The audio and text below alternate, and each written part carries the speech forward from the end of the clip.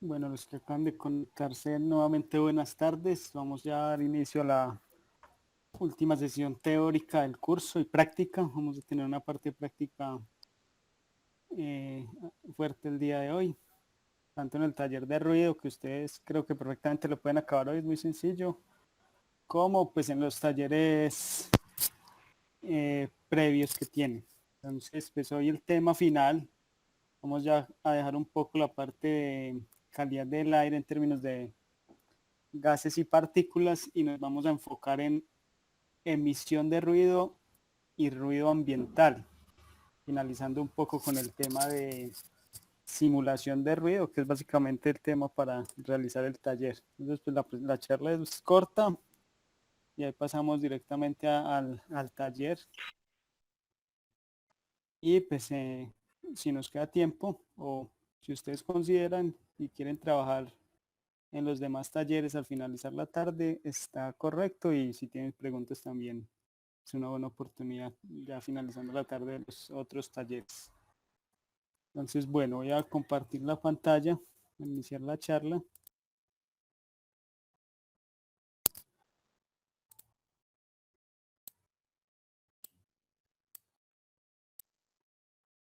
Antes de iniciar, quisiera preguntarles si alguno de ustedes ha tenido alguna noción, ha trabajado en algo relacionado con emisión de ruido o monitoreo de ruido. No sé si en sus empresas, los que han trabajado en empresa, han hecho alguna medición de ruido en el tema de salud ocupacional, o si alguien ha tenido algún acercamiento al tema de ruido.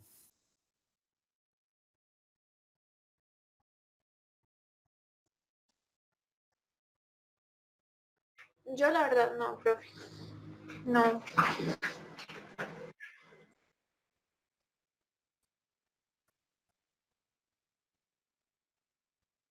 Ok, entonces es un tema nuevo también para ustedes. El ruido, la contaminación por ruido, pues también es considerado como uno de los 4 contaminantes principales. Hablamos de aire, agua, suelo o residuos sólidos y ruido. ¿Sí? Pues algunos autores lo consideran como el cuarto contaminante, otros autores lo consideran dentro de la contaminación atmosférica como un tema propio de la contaminación atmosférica. Pues eso es irrelevante. Simplemente lo importante acá es que el ruido o la contaminación por ruido es un tema bastante importante, no solo cuando hablamos de contaminación urbana, aire ambiente y demás, sino también en el tema de salud ocupacional. En muchas industrias este tema de ruido es importantísimo, y pues ya los profesionales en salud ocupacional pues tienen unos protocolos y demás que aplican para evitar afecciones o afectación de los trabajadores por altos niveles de ruido en las empresas. ¿Listo? Entonces, eh, es un tema que puede ser nuevo para ustedes, sí, pero realmente se trabaja mucho y actualmente es muy importante y tiene también bastante aplicación a nivel profesional. Listo, entonces vamos a dar una charlita muy sencilla, corta, sobre el tema de ruido. Realmente pues el tema de acústica, ya el que quiera profundizar, sí, el tema de ruido se enfoca más en la parte de la física del sonido, de la acústica, y pues en términos generales nosotros pues no fuimos formados para entrar en detalles de esa rama del saber, pero al menos la parte de contaminación por ruido, pues vamos a mirar algunas nociones que son, pienso yo, las necesarias para entender un poquito el fenómeno y ya ir un poco a las aplicaciones. ¿Listo? Entonces, vamos a hablar de básicamente de conceptos básicos, la legislación de ruido que tenemos actualmente en Colombia y casos de estudio donde ya se puede aplicar todo este tema de monitoreo de niveles de emisión, de inmisión. Acá aplica lo mismo, emisión e inmisión, y cómo se realizan los estudios, tipos de equipos y demás. ¿Listo? Entonces, lo primero, pues la contaminación del ruido por ruido, perdón, se deriva de una, eh, un concepto, digámoslo así, que es el sonido, ¿sí? Parte de ahí. El sonido básicamente, esta es una definición de un texto, es una variación de presión en un medio, cualquiera que sea, sólido, líquido, gaseoso.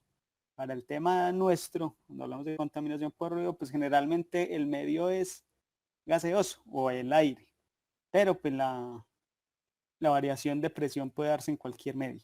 Listo. Entonces, es una variación de presión. Ustedes saben muy bien qué es la presión. ¿Sí? Si hablamos de un medio gaseoso, hablamos mucho, hablamos del aire propiamente, hablamos de la presión atmosférica, ¿cierto? En general. Listo. Entonces, cuando hay una variación de esa presión, se produce un sonido. Listo. Que es percibido por un receptor, sean los humanos, sean los animales diferentes al humano, otro tipo de animales. Tenemos sistemas que nos permiten percibir ciertas frecuencias asociadas al sonido. Listo. Entonces, de ahí se deriva esto, esta figura que ustedes ven acá, que es como todo lo que engloba las características del sonido, donde hay una generación, una producción a partir de vibraciones principalmente, una transmisión, ¿sí? De unas ondas. Realmente el sonido se transmite a partir de ondas, ¿sí? Es decir, esa vibración genera unas ondas que son transmitidas en un medio, como les digo, en el caso de contaminación por ruido, hablamos principalmente del medio gaseoso, del aire. Y finalmente, en el caso nuestro, pues nosotros recibimos esas ondas y tenemos un sistema auditivo que nos permite identificar, ¿sí? Las ondas que llegan al oído. Listo. En determinada frecuencia. Nosotros no tenemos la capacidad de percibir en todas las frecuencias del espectro, pero tenemos en un rango de frecuencias, tenemos la capacidad de percibir un sonido. ¿Sí? Todavía no estamos hablando ni de ruido, ni de que el sonido fue bueno, malo, maluco, molesto y demás. Simplemente un sonido. En términos generales, el sonido tiene este comportamiento que ustedes acaban de escuchar y de ver acá en esta figura. Listo. ¿Qué rama del saber estudia en general las propiedades del sonido? La acústica, básicamente una rama de la física. Listo.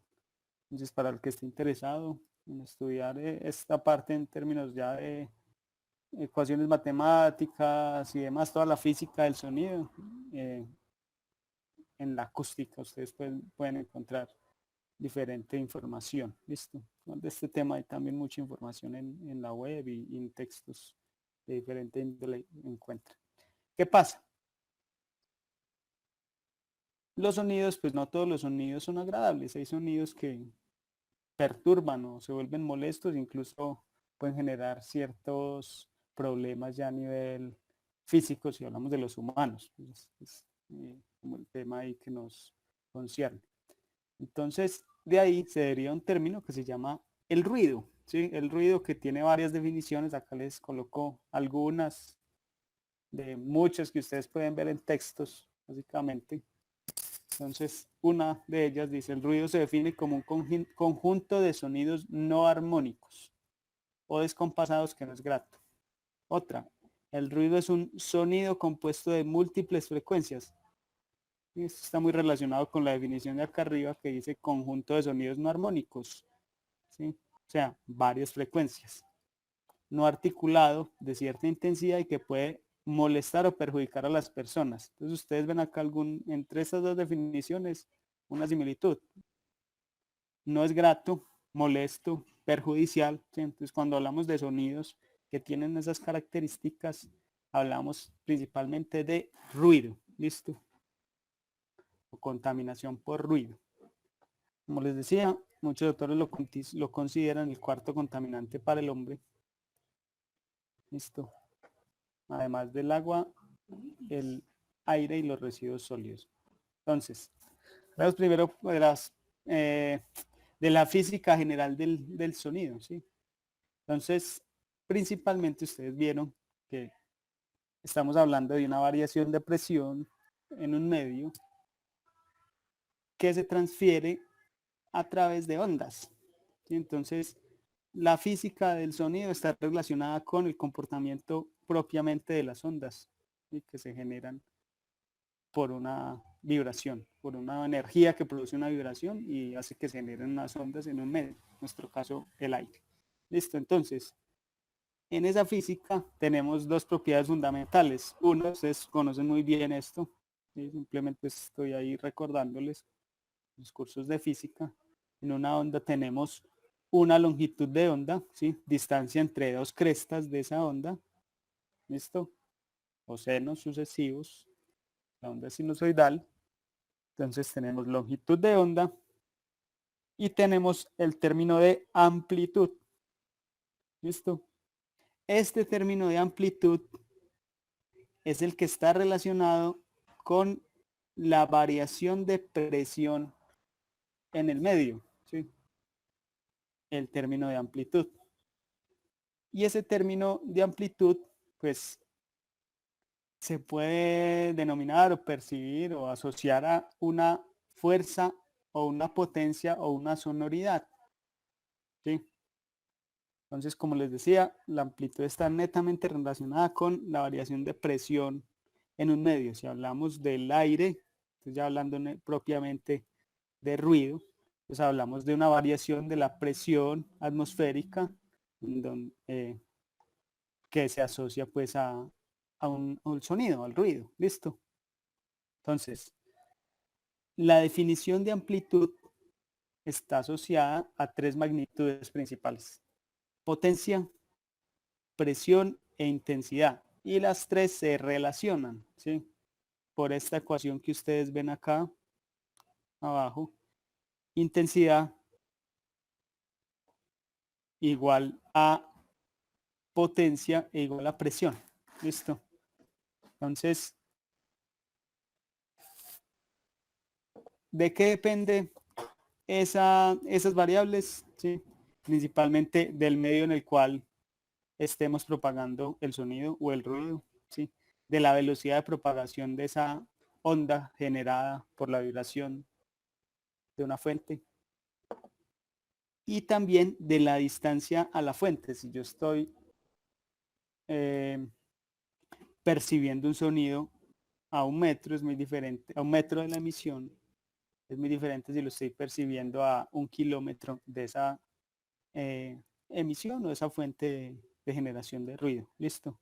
Entonces, esto es bien importante porque ustedes en el estudio de las características del ruido, ustedes van a ver que se habla mucho de potencia, de presión, de variación en la presión, ¿sí? De la intensidad no tanto, pero principalmente de potencia y presión. Son las variables fundamentales cuando se habla o se toca el tema de ruido ambiental. Listo. Entonces, en términos generales, lo que tenemos es que una fuente produce una potencia sonora, es decir, a través de una energía se genera una potencia sonora. Listo, eso es el equivalente a lo que hablamos en contaminación del aire, la emisión, ¿sí? Entonces hay una emisión de ruido mediante una generación de una potencia sonora. ¿Listo? Y hay una transmisión de esas ondas generadas por esa energía o potencia sonora, de esas ondas, de esa variación en la presión atmosférica que finalmente llega a un receptor. ¿Listo? Entonces, emisión equivalente a potencia, variación de presión, ahí estaríamos hablando de niveles de emisión de ruido, básicamente, si lo queremos relacionar con los conceptos que hemos visto en calidad del aire. ¿Listo? Entonces, para determinar el ruido, generalmente se utiliza una unidad que se denomina el nivel de presión sonora, o una unidad, no, una variable que se denomina el nivel de presión sonora, ¿sí? Que se utiliza, como les digo, como la medida fundamental en la determinación de ruido, es decir, determinamos la amplitud del sonido que está asociada a esa variación de presión en el ambiente. Hablamos del aire para ruido ambiental, pero recuerden que puede haber sonido en diferentes medios. Acá estamos hablando de aire principalmente por el tema que nos concierne hoy, pues. Listo, entonces el nivel de presión sonora es la medida fundamental, ¿sí? Y la unidad para expresar los niveles de presión sonora es el decibel o decibelio. Entonces yo creo que algunos de ustedes han al menos visto, o los que les gusta mucho la música y demás, o las fiestas y todo lo demás, yo creo que alguna vez han escuchado hablar del decibel, o decibelios, o tantos decibeles. Simplemente es una unidad de medida de las variaciones de la presión sonora. Es decir, estamos acá determinando niveles de un sonido o de ruido como tal. Listo. Entonces, la ecuación que me relaciona a mí la variación de los niveles de presión sonora es esta que ven acá. Es una ecuación logarítmica. Recuerden siempre que el sonido acá se trabaja en términos logarítmicos y esto va muy eh, para que lo tengan en cuenta. Digamos, cuando yo promedio el ruido, no lo promedio de forma aritmética, sino logarítmica.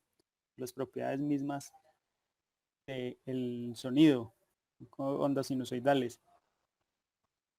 Entonces, hablamos siempre de promedios logarítmicos, ecuaciones que, como ustedes ven, utilizan logaritmos en su formulación. Entonces, la relación de una presión a una presión de referencia, ¿sí?, que da cuenta de un nivel de presión en decibeles, ¿sí?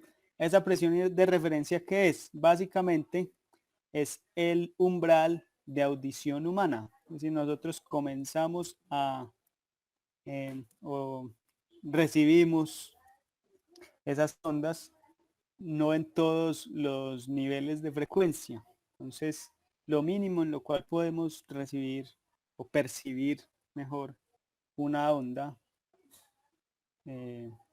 acústica está asociado en términos de presión sonora como 20 micropascales y eso es lo que se toma como presión de referencia.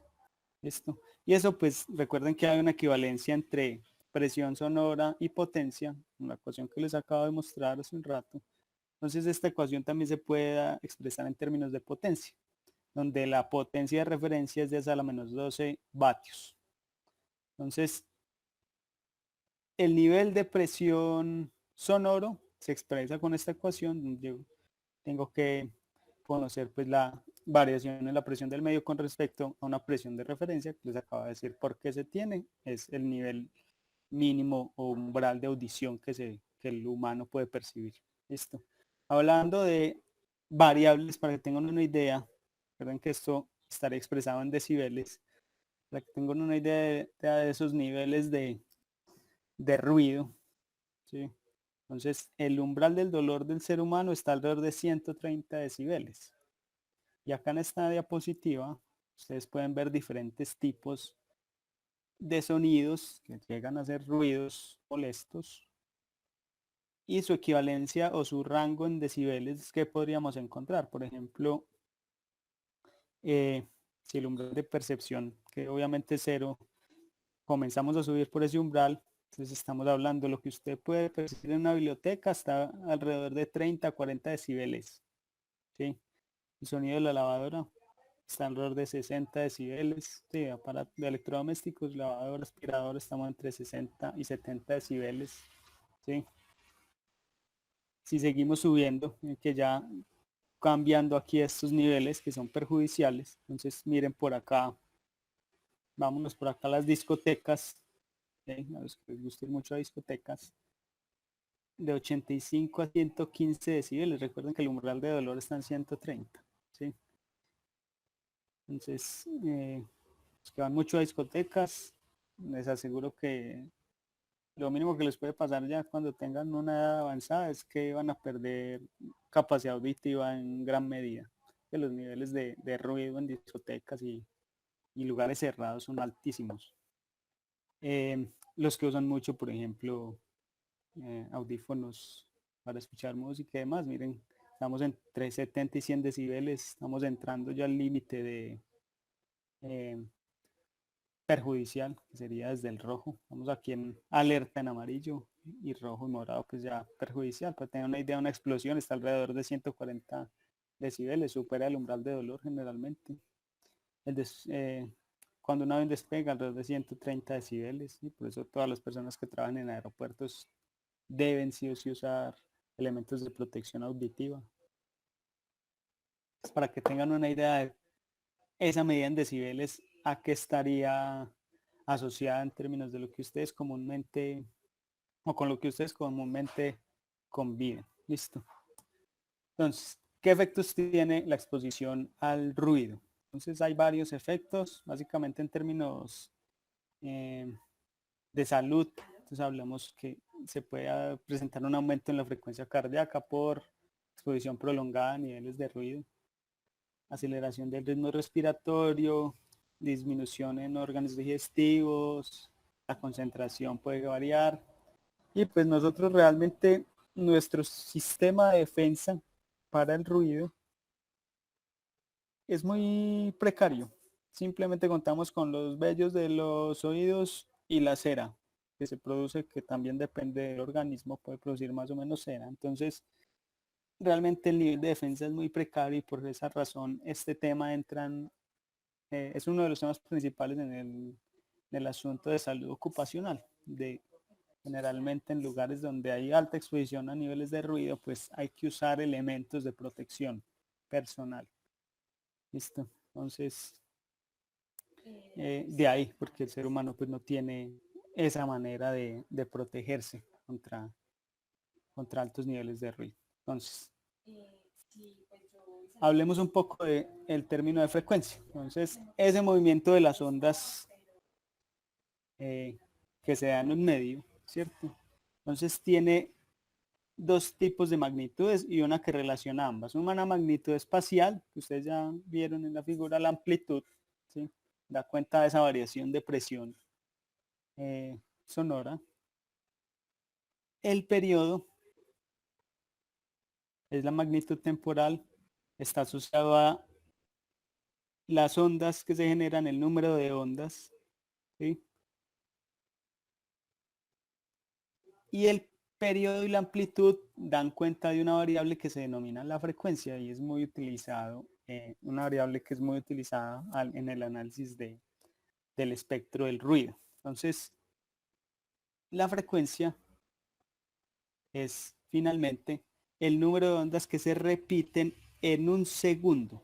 Entonces aquí estamos combinando el espacio y el tiempo. ¿Listo? Entonces, la definición fundamental, ustedes la ven acá en esta línea roja. ¿Listo? Y yo a partir de esto, cuya unidad es el hercio, Hz que ustedes ven acá, simplemente un ciclo por segundo, yo a partir de el análisis de frecuencias de un sonido, de un ruido, puedo determinar si tengo sonidos graves o sonidos agudos. Entonces, ¿cuándo tengo sonidos graves? Cuando la frecuencia es baja, es decir, el número de ciclos por segundo es bajo, es pequeño. Si el número de ciclos es alto, el sonido generalmente es agudo, ¿sí? De ahí pues el tema de sonidos graves y sonidos agudos. Está muy asociado a la frecuencia misma del sonido. ¿Listo? El ser humano, ¿en qué rangos de frecuencia puede percibir el sonido? Entre 20 hercios y 20.000 hercios. ¿Listo? Es el rango donde el ser humano percibe. Recuerden, nosotros tenemos una capacidad limitada en diferentes órganos. Uno de esos es el auditivo. Yo creo que el órgano más desarrollado que tenemos nosotros, creería que es la visión.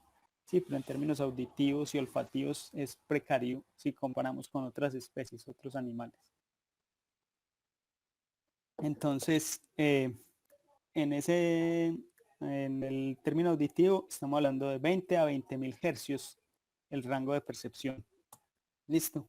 ¿Qué pasa? Es bien, en la definición del ruido, pues, vieron que el ruido es una combinación de sonidos, ¿sí? Entonces, yo no tengo una única frecuencia en un ruido, ¿sí? Tengo múltiples frecuencias. Es cómo se analiza este tema. Lo que se hace es dividir el espectro del ruido en lo que se denominan bandas de tercios de octava o bandas de octava. Es decir, Yo tomo un valor de referencia, perdón, alrededor de los 1000 hercios, si tengo un espectro de un ruido que medí, y lo que hago es dividirlo, si hablamos de bandas de octava, es dividirlo en 8 porciones equivalentes a partir de esos 1000 hercios, ¿sí? Superior a inferior, ¿sí? Cercano a los 1000, no siempre es 1000 hercios, depende del tipo de sonido que se tenga. Entonces yo ahí tengo un espectro de frecuencias y analizo esas frecuencias, le aplico a eso un histograma de frecuencias básicamente y determino cuáles frecuencias, si tiene más frecuencias bajas que altas y demás, yo ahí podría decir, bueno, ese ruido es de características más graves que agudas, en fin. ¿Sí? Entonces puedo analizar ese espectro de sonido en bandas de octava o en bandas de tercio de octava, es decir, si yo tomo las bandas de octava y las divido en 3 cada una, eso me da bandas de tercios de octava, que es una distribución mucho más detallada del espectro sonoro. ¿Listo?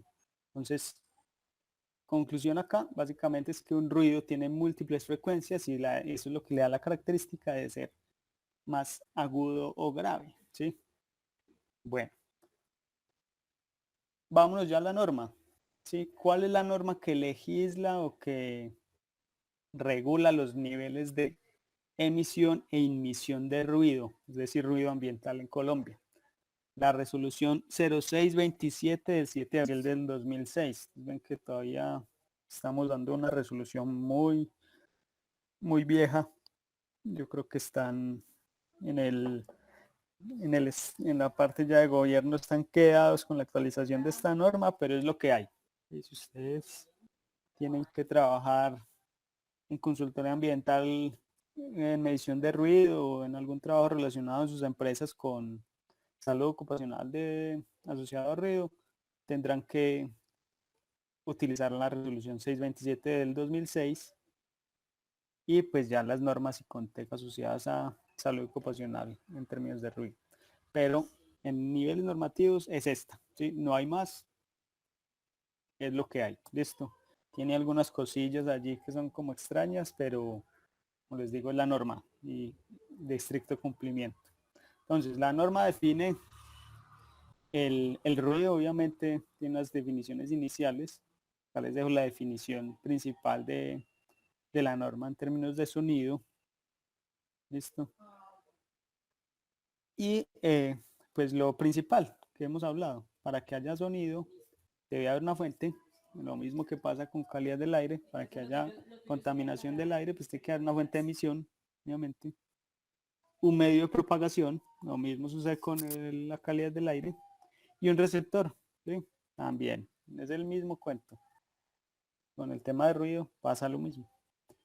Entonces, ¿qué establece la norma? Entonces, lo mismo que hemos hablado, cómo se expresan los niveles de ruido, tanto de emisión como emisión.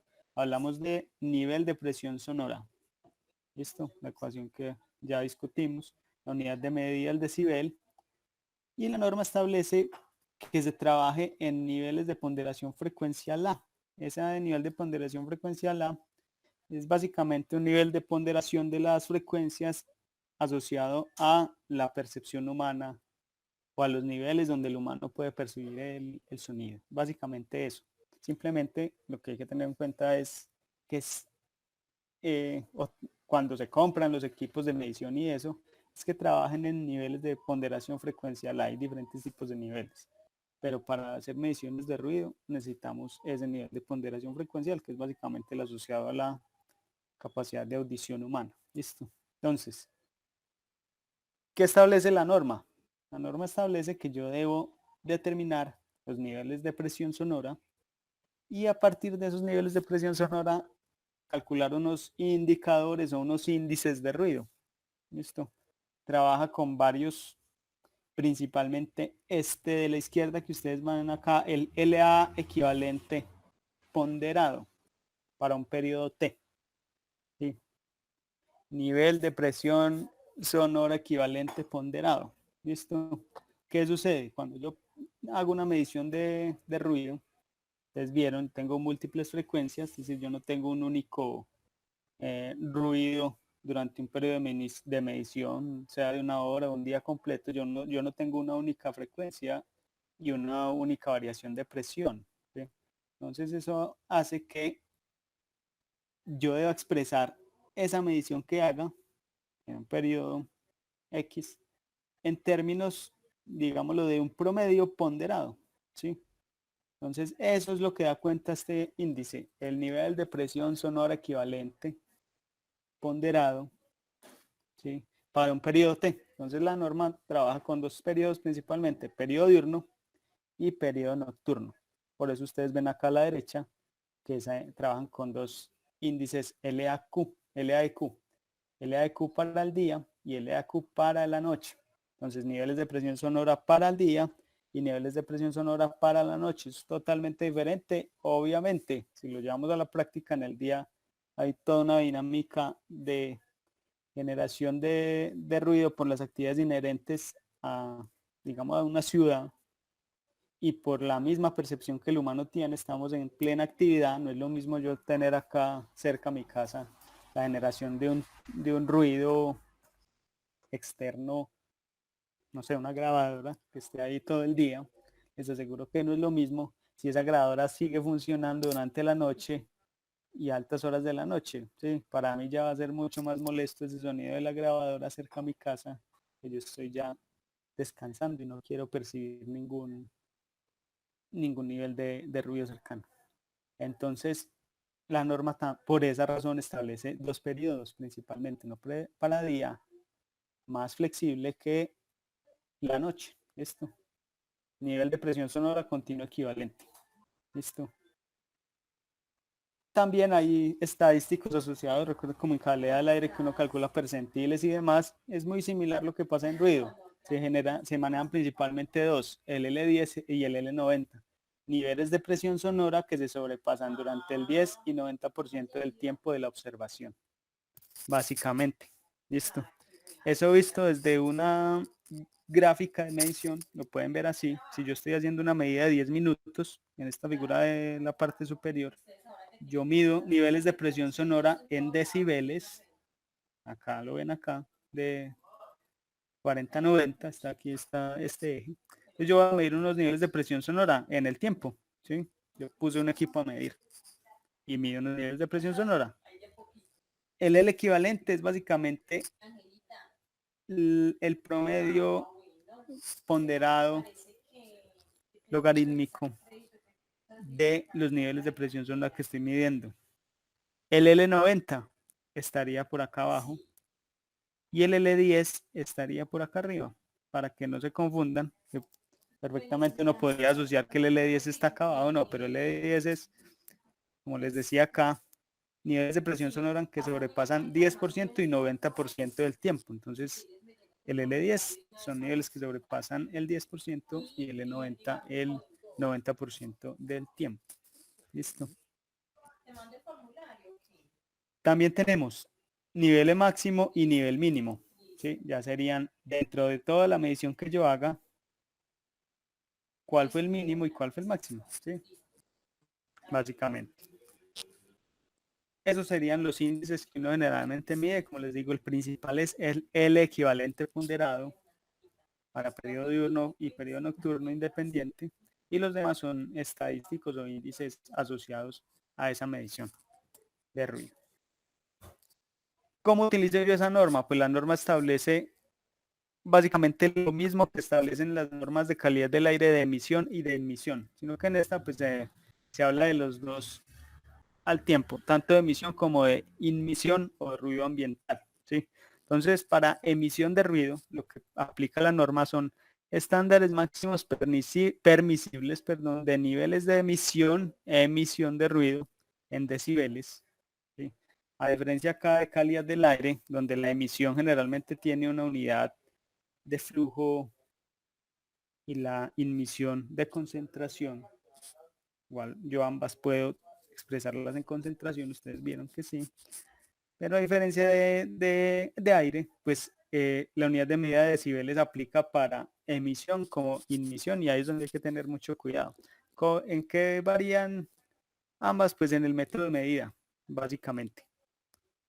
Entonces, para emisión de ruido, la norma establece unos límites de emisión en decibeles, ¿sí? De niveles de presión sonora, y diferencia los valores según sectores.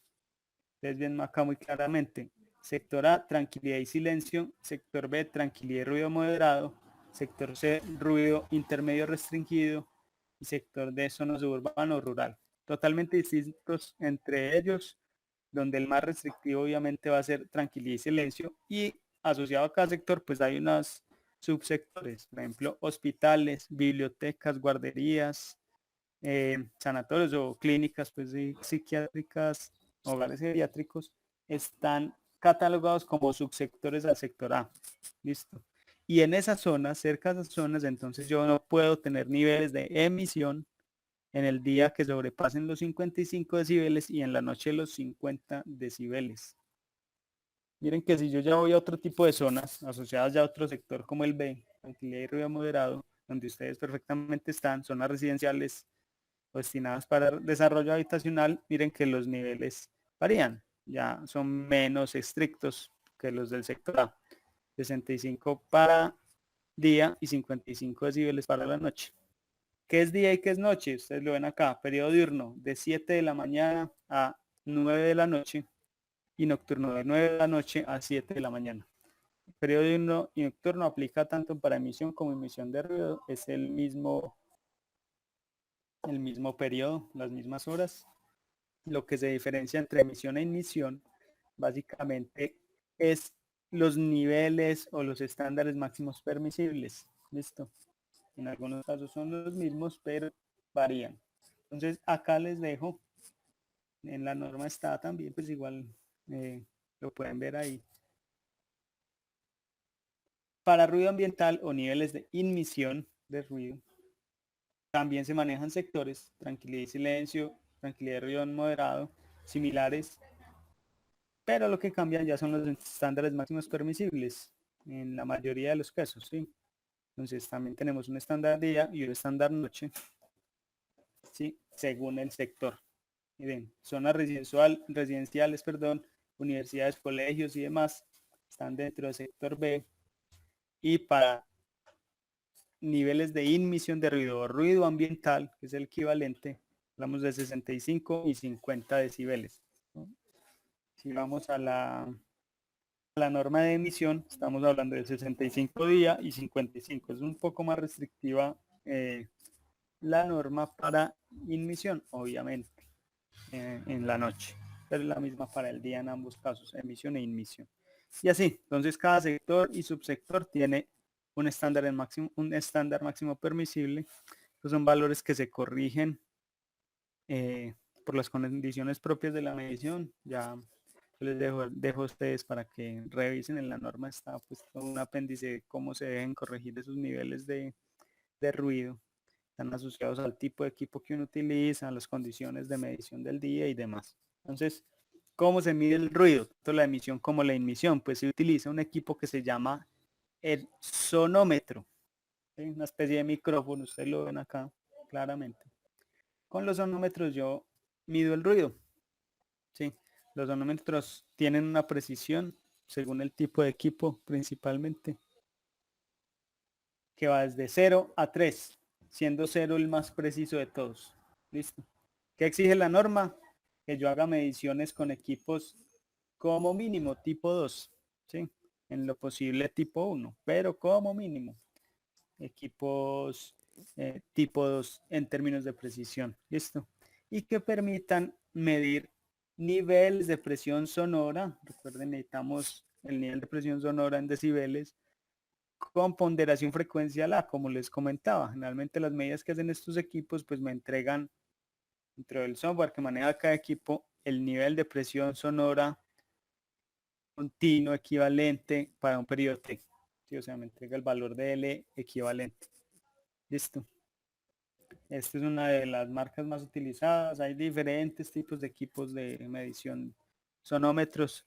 Si ustedes en algún momento tienen que comprar un equipo de esos, les recomiendo siempre miren la precisión, que el equipo tenga ponderación frecuencial A, ¿sí? Como mínimo esas dos cosas. Listo.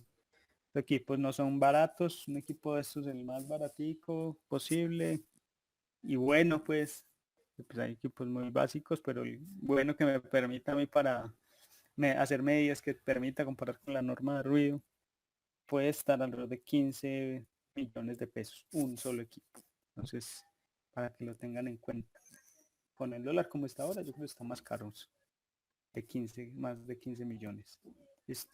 Entonces, como ven, el equipo lo que mide, si ustedes logran identificar acá estas barras, el equipo va midiendo con una frecuencia temporal.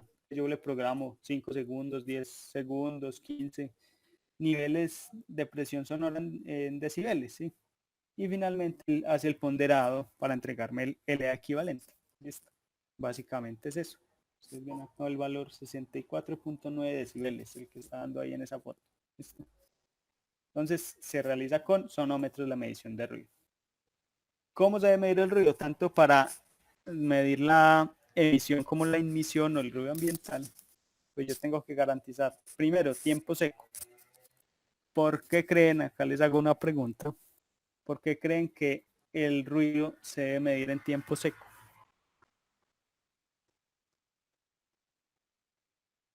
Porque se ve alterado por el sonido de la lluvia.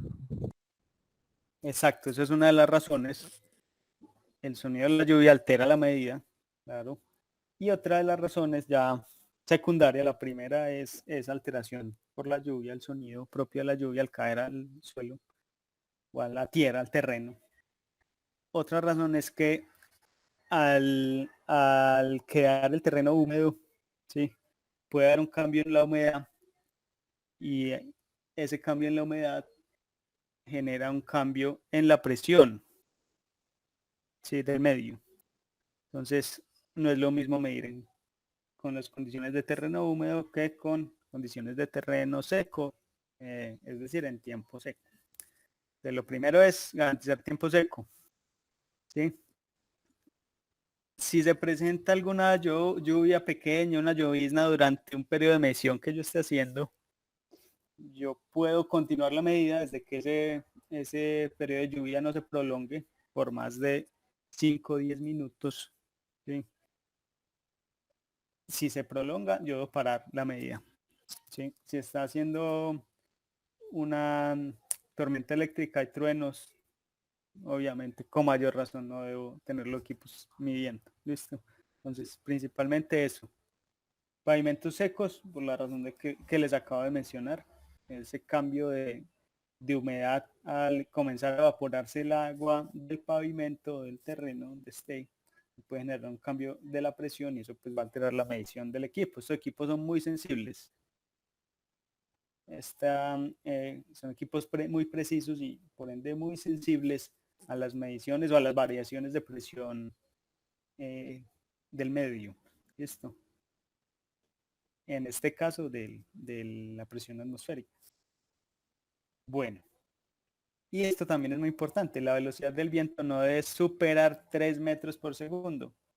Por la misma razón que hablamos de la lluvia, pues un viento alto me genera un cambio o genera una perturbación que puede producir un sonido. Entonces, siempre debo garantizar que las mediciones estén por debajo de 3 metros por segundo y por eso, en términos generales, cuando yo voy a hacer una medición de ruido en campo, sea de emisión o de emisión, lo más recomendable es que uno cargue un anemómetro portable para estar determinando cada cierto tiempo cuál es la velocidad del viento en el punto de medición. ¿Listo? ¿Cómo se realiza una medición? Pues básicamente, si es emisión de ruido, lo que exige la norma es que yo coloque el equipo a una cierta altura, estamos hablando de 1.2 metros, perdón, del piso. Por eso ustedes ven acá esta foto, esta es una foto de medición de emisión de ruido asociada a una empresa que es la que ven al fondo. ¿Sí? Una empresa tomada como área completa. Yo puedo medir la emisión de un equipo específico o de una área, de una gran área que abarca un proceso, una empresa. ¿Sí? Puedo tener esas dos condiciones. En este caso, ustedes ven acá que se está midiendo la emisión asociada a un complejo industrial, no un equipo solamente. ¿Listo? Entonces, como ven acá, el equipo se coloca sobre un trípode que está a 1.2 metros de altura y con una separación de 1.5 metros de la fuente. Si la fuente es una fuente de área, como en este caso, complejo industrial grande, pues 1.5 metros de el límite, que sería esta valla acá, de la empresa. Si vamos a un equipo propio, una caldera, un compresor o qué sé yo, un equipo generador de ruido propiamente, es el mismo principio, sino que ubico el equipo a 1.5 metros de esa fuente. Listo. Entonces se coloca sobre un trípode generalmente cuando se realiza determinación de emisión de ruido. Acá les dejo algunos, pues, propiamente de la norma, es texto sacado de la norma, lo que les he dicho. Está ahí descrito para que en algún momento quieren ir con mayores detalles, vayan a la norma. Eso para emisión de ruido. Y para ruido ambiental, lo que la norma exige es que la medición sea a 4 metros desde el terreno, desde el suelo. Es lo que ustedes ven acá en esta foto. Es una medición de ruido ambiental, no de emisión, sino ruido ambiental, cerca a la zona de Fátima, una medición que se hizo por un proyecto de la ampliación del cable aéreo que en teoría irá desde el terminal hasta la zona de universidades de Palo Grande y demás. Entonces miren que acá el equipo, ustedes ven que acá está el equipo a 4 metros, este es el micrófono, lo que en esta diapositiva es esta parte, ustedes ven acá resaltada, en esta foto ustedes la ven acá a 4 metros y el equipo está acá abajo. Lo que se hace es prolongar la extensión del micrófono para que se cumplan los 4 metros de altura, básicamente. Listo. Cuando se mide ruido ambiental, pues obviamente no es bueno tener la estructura de medición bajo algún puente, eso genera una variación en el sonido, ecos, sí, las ondas chocan y se devuelven, reverberación y demás fenómenos. Entonces eso cambia completamente la medición, ¿sí? Pues en lo posible, alejado de estructuras que generen esa propagación de las ondas. Bueno, ¿cuándo se debe hacer, o en términos de temporalidad, cuándo se debe hacer las mediciones? La norma plantea, se debe hacer como mínimo 2 días a la semana, 2 días de la semana, perdón, siendo uno de esos días domingo. ¿Por qué domingo? Porque lo que busca la norma es comparar un día de alta actividad con un día de baja actividad, que en teoría es un día festivo, ¿sí? Como el domingo. ¿Listo? Entonces, la norma exige mínimo esos 2 días de medición, mínimo. Si usted hace toda la semana, mucho mejor. Lo que se hace generalmente cuando se estudian o se elaboran mapas de ruido, generalmente se trabajan más de los 2 días de medición en una zona. ¿Sí? Que uno puede tener acá múltiples factores que afecten una medición. Entonces es bueno tener varios días para tener un comportamiento más fácil de analizar. Bueno, ¿cuánto tiempo debo medir por cada periodo? Recuerden que yo debo tener datos de día y de noche. Entonces, la norma establece que yo mínimo, como mínimo, debo medir durante 1 hora, distribuida en periodos de mínimo 15 minutos. Es decir, en ese, si hablamos de periodo diurno, recuerden que es de 7 de la mañana a 9 de la noche, yo garantizo que en ese periodo de 7 a 9 medí durante 1 hora y como mínimo obtuve 15 medidas perdón, 4 medidas de 15 minutos para completar la hora. Yo puedo hacer medida 15 minutos de 7 a 8, otros 15 de 8 a 9 y así, ¿sí? O en lo posible haga la medida completa. Generalmente las empresas que se dedican a hacer estas mediciones lo que hacen es sacar la medida completa de la hora, ¿sí? Y pues no miden solo la hora, sino mucho más, 2, 3, 4 horas por periodo. Por lo que les digo, las dinámicas pueden ser completamente diferentes. Y el paso del tráfico acá en un lapso pequeño, paso de un camión acá de 7 a 8 puede ser muy diferente de 8 a 9 donde puede que no pase un camión y esa medida cambia totalmente. Entonces se recomienda que la medición se haga por más de 1 hora. Pero la norma exige un mínimo. El mínimo es ese, 1 hora. Listo. Bueno, entonces para ruido ambiental, lo que les decía, generalmente es una medición que se hizo acá en Manizales también por la zona de Maltería, la parte alta de Tesorito, si alguno ha estado por allá. Miren el equipo acá abajo y el micrófono se extiende hasta una altura de 4 metros. Generalmente las mediciones de ruido requieren medición meteorológica. ¿Para qué? Primero, garantizar el tema de vientos. Entonces ustedes ven acá en esta meteorológica portable, ustedes ven que tenemos la veleta y las cazoletas para medir velocidad. O sea, acá tenemos dirección y velocidad del viento.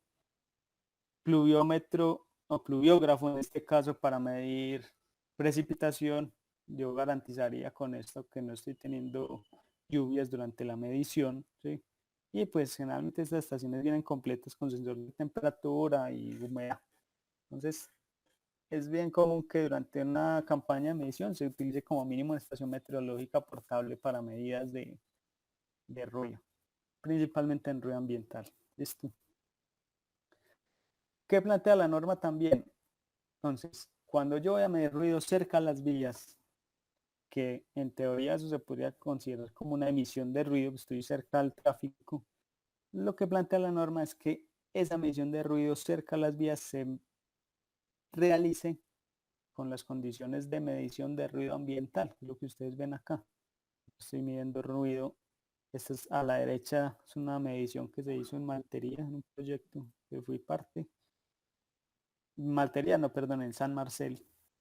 Y el de la izquierda es una medición en Chinchinas. Al fondo ustedes ven la fábrica de café liofilizado. Acá se está midiendo el ruido ambiental, no propiamente asociado a la fábrica, sino ambiental, principalmente asociado al tráfico vehicular, y por eso ustedes ven la configuración del equipo, 4 metros sobre el nivel del suelo. Esto. Ustedes ven que estos equipos acá, el micrófono está dirigido hacia arriba, pero si yo no tengo cómo hacer este tipo de montaje y yo tengo un trípode, ustedes recuerdan que el trípode tiene esta configuración, si yo solo puedo tener este tipo de montaje y subir este trípode de 4 metros, el micrófono queda expuesto o mirando hacia una dirección. Entonces la norma lo que plantea es que yo debo medir 4 porciones, o sea, 15 minutos cada una, apuntando en una dirección, después otros 15 minutos apuntando a otra dirección, otros 15 a otra, otros 15 a otra, hasta completar la hora de medición. ¿Sí? Eso realmente lo han debatido mucho, pero pues es la norma y hay que cumplirla.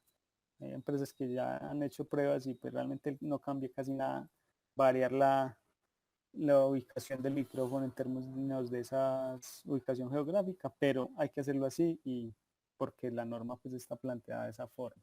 Cuando el micrófono pues no tiene la capacidad de, como en este montaje que ustedes ven acá, el micrófono está completamente vertical, yo debería hacerlo variando la dirección del micrófono. Listo.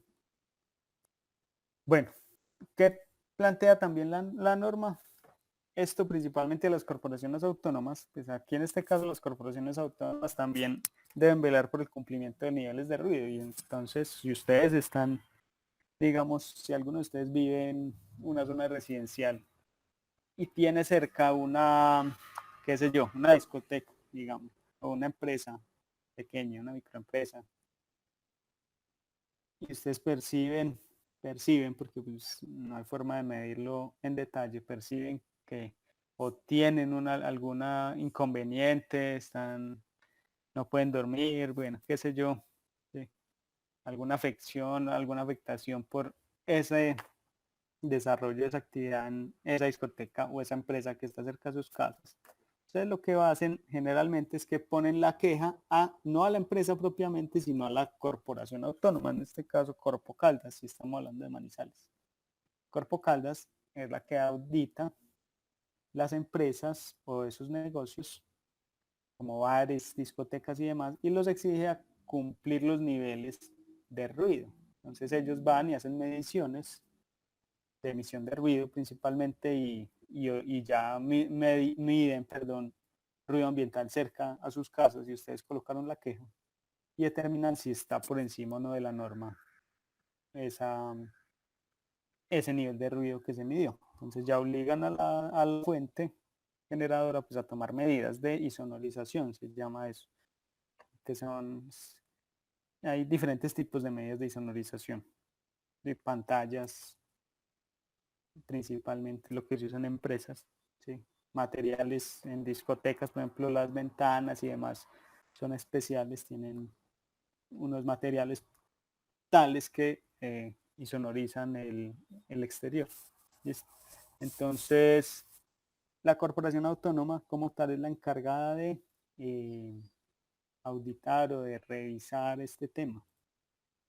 Y la norma también les exige a las corporaciones autónomas, en este caso, hacer lo que se denominan los mapas de ruido. Si una población de más de 100.000 habitantes debe hacer un mapa de ruido. Es decir, para Manizales yo debo hacer mapas de ruido. No, yo no. La corporación autónoma debe hacer mapas de ruido.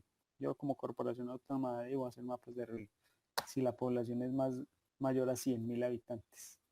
Y esos mapas de ruido se deben actualizar cada 4 años. A Manizales tenemos un mapa del 2014 que debe estar en proceso de actualización.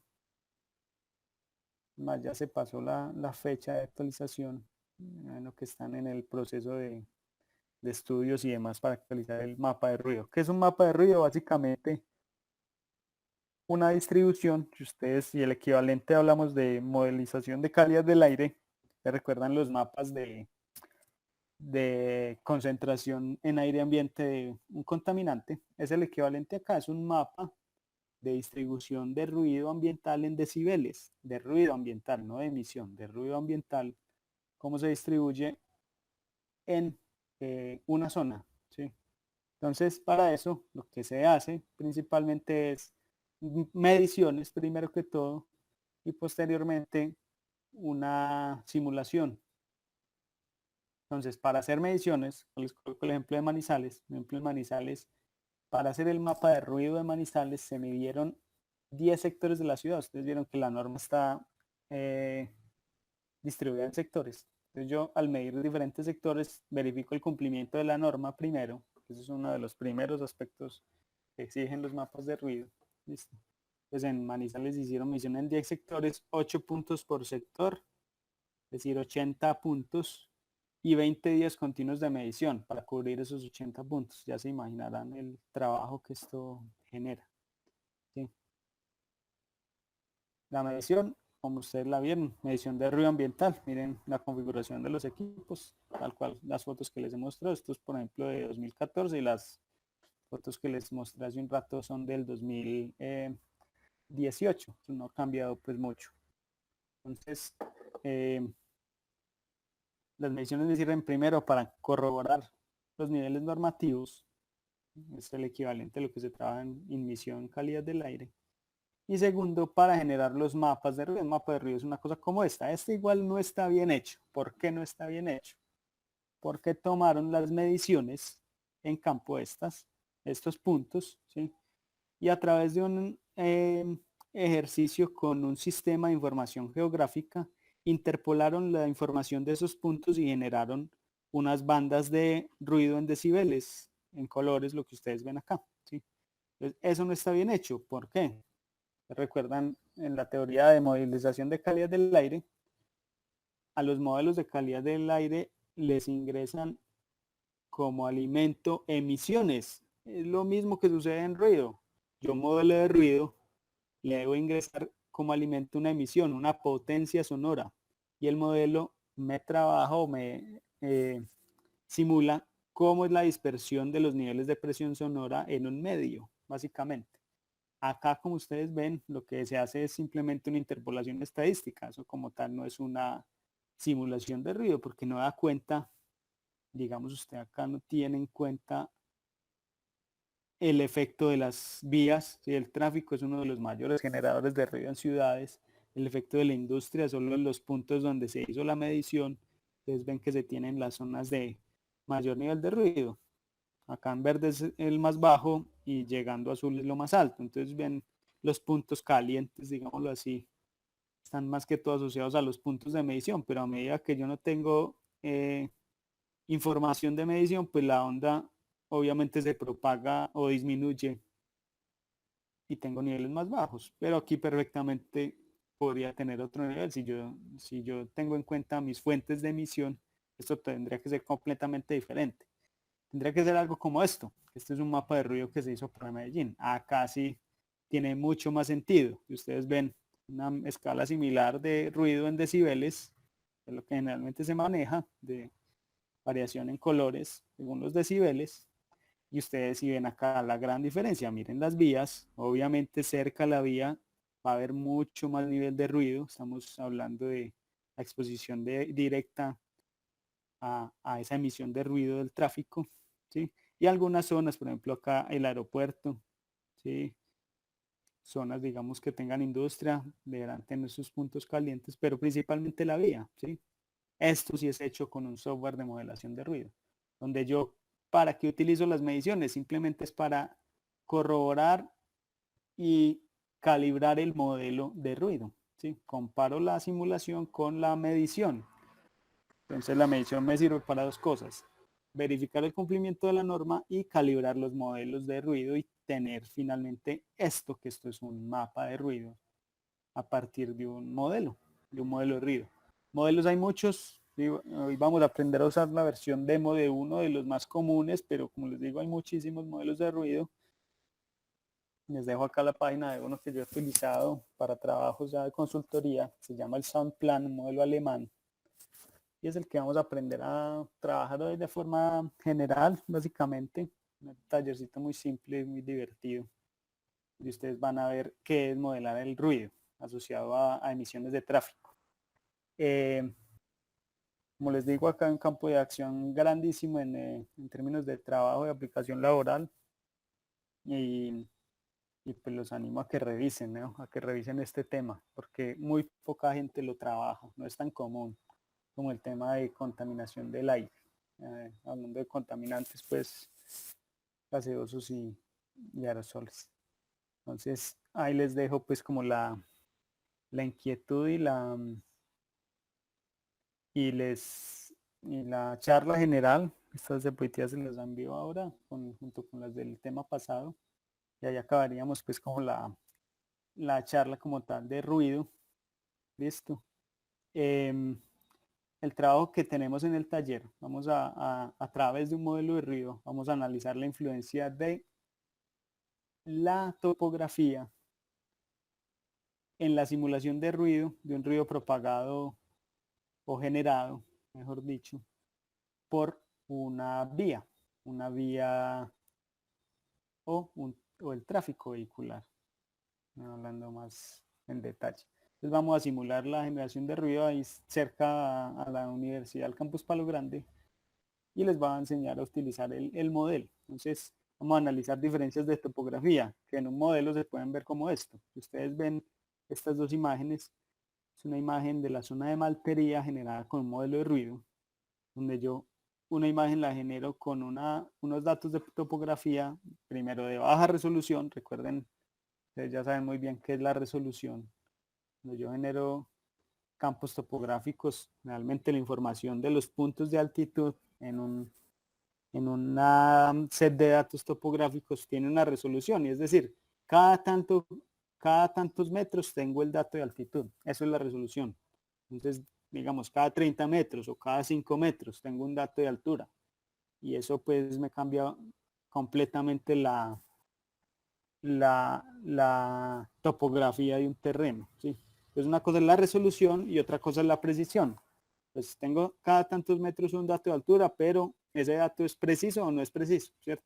Pues en este caso aquí les muestro la comparación de dos juegos de datos de topografía, uno de Google Earth, este que están viendo, a través de Google Earth tiene una resolución aproximada de 30 metros, es decir, cada 30 metros entrega datos de altura, pero su precisión no es tan buena. Entonces ustedes acá ven la zona de cerros de la Alhambra, ¿sí?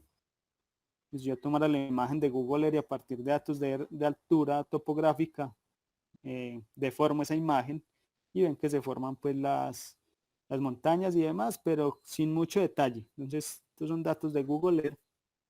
Y miren, esto es un dato de la misma zona a partir de un modelo de elevación digital. Modelo de elevación digital es una imagen detallada aérea mediante la cual se pueden obtener datos de topografía. En este caso, miren la diferencia, esta es una topografía de mayor precisión y la resolución acá es de 10 metros.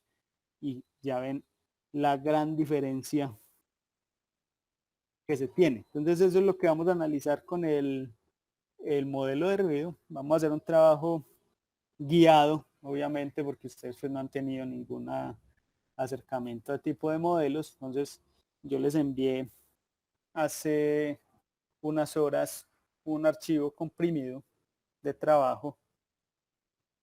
Antes de pasar allí, quisiera abrir ya el micrófono para que si alguien tiene alguna pregunta relacionada con la teoría que se acabó de mencionar y demás, me diga y discutimos o si tiene alguna visión general del tema o lo que quieran aportar. El micrófono está abierto y ya pasamos propiamente al taller que vamos a trabajar. Como les digo, es muy sencillo. Y bueno, entonces escucho si alguno tiene algún comentario, pregunta, lo que sea.